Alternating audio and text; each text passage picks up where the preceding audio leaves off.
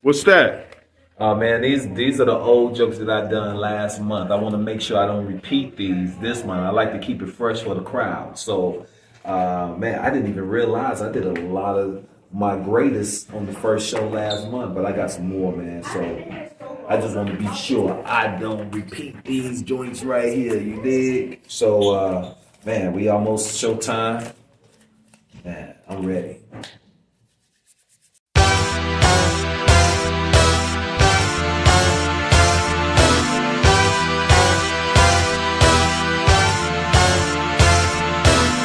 Want some content? I got hot shit, but I'ma leave it to messy to gossip. Smash the like button, drop some comments, share this video, shout out to my subscribers. Let's get it on the next episode, Swahili TV. It's the Megaphone with Russell Norman. Support the channel.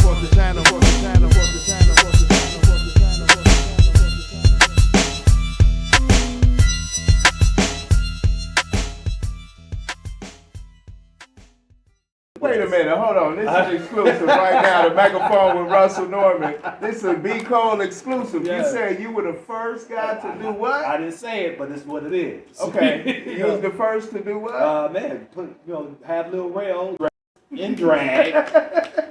And like I said, and you know what, Lil Real catch a lot of heat for, his appearances of putting dress on and stuff like that. They catch a lot of heat. Mm-hmm. But like I said, Real, I know a place he come from doing that. Real was doing that before Hollywood. Okay. You feel me? Yeah. Because even in my second movie, For comedy. right? And Before the handlers and the bright lights exactly. and all of the fame. Rail did that in my movie. I'm in love with a crackhead, short film. And then my next movie I did, it was my third movie I did, called Past Due, that was never released. I never released it. It's still shelf right now to this day.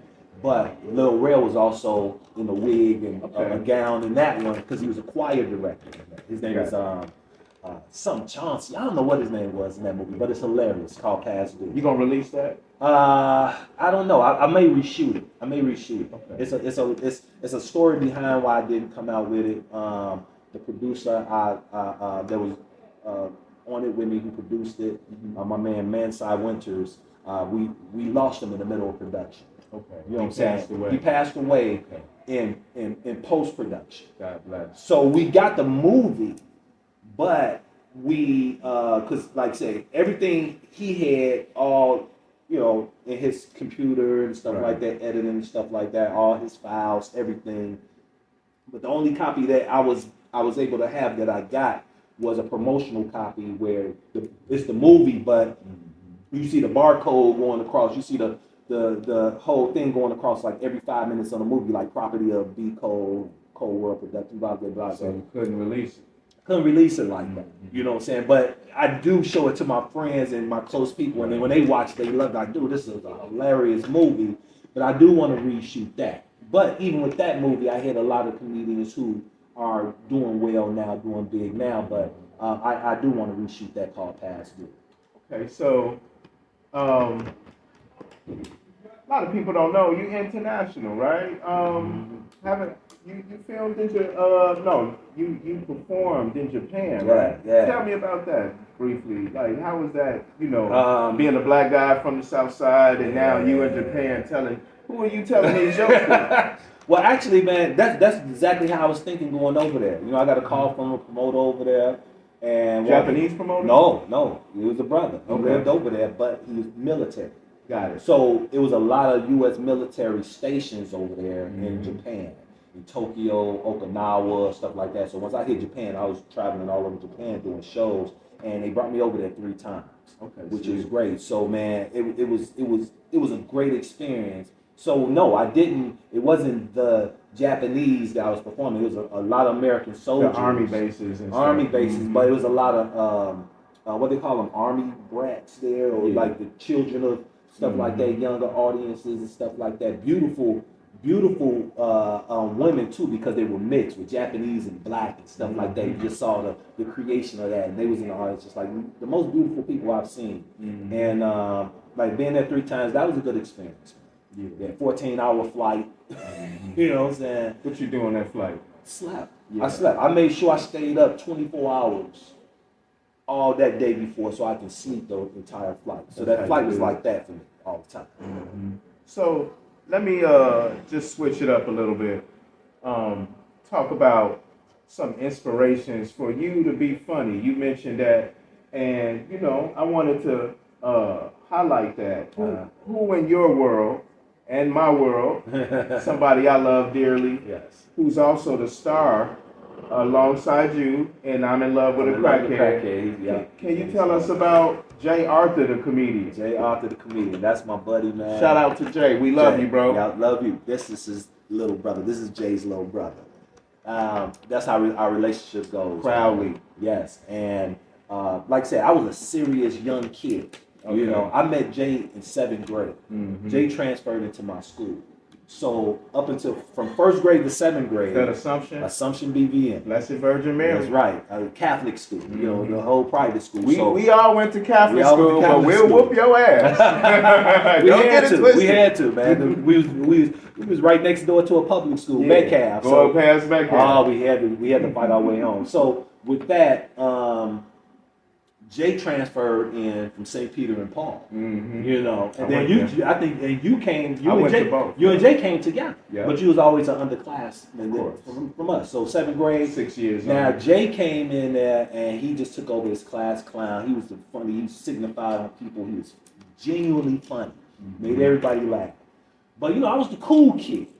So when Jay bring it to me, I get defensive, get mad, and I always want to fight him. You know what I'm saying? Until it got to a point where I was like, you know what? I gotta stop wanting to fight this dude because he's not gonna stop.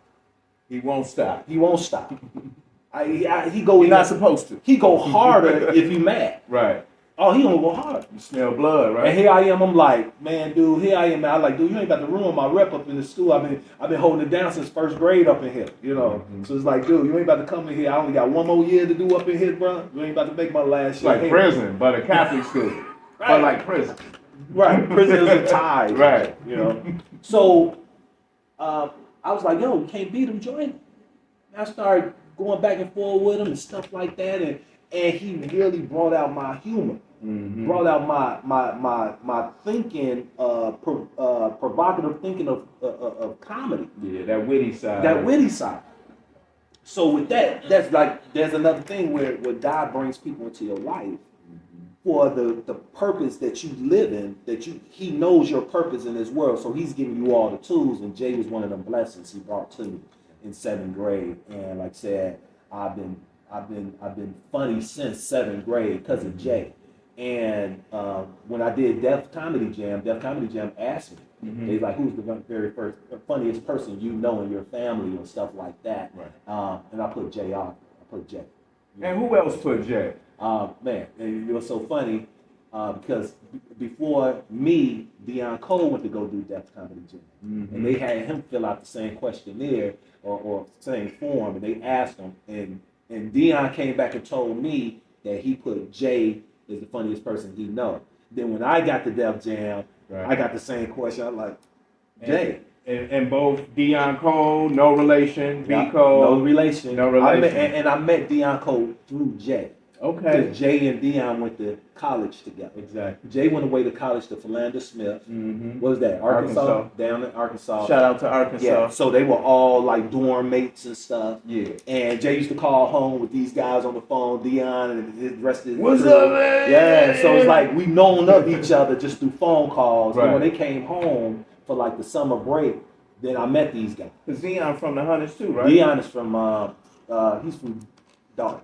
Oh well, that'll count. South suburbs. Yeah, that's Dalton is wild. It's wild now. Like it's wild now. But and that's to call it the mild. Yeah, that's the mild. But yeah, you get your but shit that's where split you're in from. Dalton. Deion went to Thornridge High School, and people always mix us up because of the name. I get called Deion all the time, stuff like that. He get called B Cole and Deion Cole. Yeah. Right. So it's like we always had that with the name, man. So what the B stand for? The B stand for, which you know, but I know you got this for the cameras.